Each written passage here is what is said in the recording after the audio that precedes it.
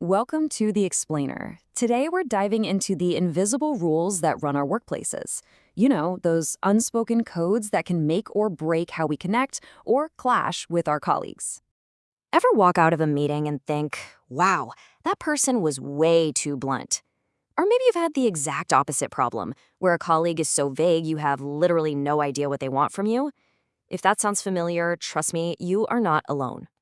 But here's the good news. It's probably not a personality clash. It's not personal. What you're running into is a conflict of cultural codes. Think of it like different operating systems. One person's running on iOS, another on Android. They're both trying to do the same thing, but they communicate in totally different ways. So let's break this down, starting with a big one, hierarchy. How do you really see your boss? As a commander whose orders you follow, or more like the captain of the team, playing right alongside you? Your answer actually reveals a lot about the culture you're in. You see, it's a spectrum. On one end, you've got those super hierarchical cultures.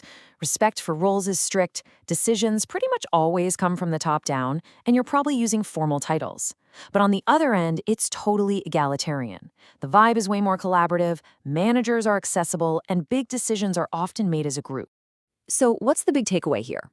It's that neither way is right or wrong. The real skill is being able to read the room and adapt. If the culture is formal, you mirror that. If it's more casual and open, you adjust your style. It's all about being a bit of a chameleon. And that whole idea of hierarchy, well, it flows right into our next cultural code, communication. Do people around you say exactly what they mean, or do you sometimes feel like you need to be a detective to figure out the real message? In direct communication cultures, what you see is what you get. Feedback is explicit and the words themselves are the main event. But in indirect cultures, it's a different game entirely. The top priority is often avoiding conflicts, so you have to learn to read between the lines. The context, the tone, the nonverbal cues, that's where the real meaning is hiding. And this is where it gets so tricky. You might think you're just being clear and efficient, but to someone from a more indirect culture, you could come across as abrupt or even rude.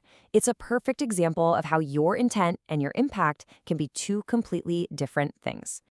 Okay, now let's zoom in on a few more codes that really shape our day-to-day lives at work. Our relationship with time, how we follow rules, and what we consider a healthy work-life balance. First, let's talk about time.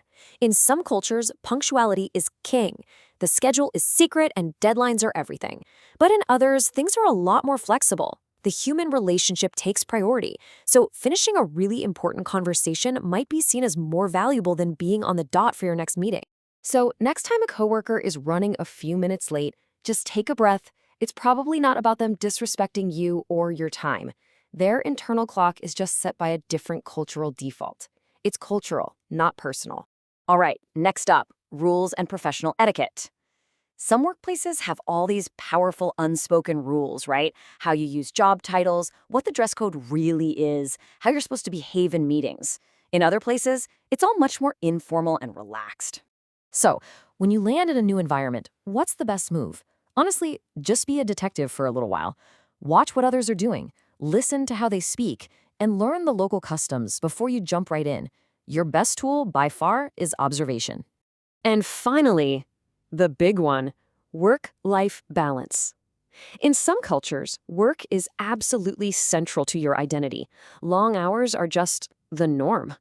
But in more balance-oriented cultures, protecting your personal time is a deeply held value, and leaving the office on time is seen as a sign of efficiency. And this is so important to get. One approach is not inherently better than the other. Staying late doesn't make you a better person than someone who leaves at 5. They are simply different cultural values in action. So after navigating all these potential minefields of hierarchy, communication styles, and time, what's the one skill that's going to help you succeed, well, pretty much anywhere? It really starts by accepting this one fundamental truth. There is no single right way to do things. The goal isn't to prove your way is the best way, it's to understand that there are many different and equally valid ways of working together effectively. And that leads us to the master key, what you could call the 3 pillars of cultural competence. First, observe before you judge. Just watch and learn. Second, get curious. Ask questions to actually understand, not to criticize. And finally, and this is the most important part, develop your adaptability. Be flexible enough to shift your own style to better fit the world you're in. So here's the final thought I want to leave you with. The next time you feel that little bit of friction, that moment of misunderstanding with a colleague, just pause. And instead of getting frustrated, ask yourself one simple question. What cultural code is at play here? That tiny shift in perspective can turn a moment of conflict into a moment of genuine connection.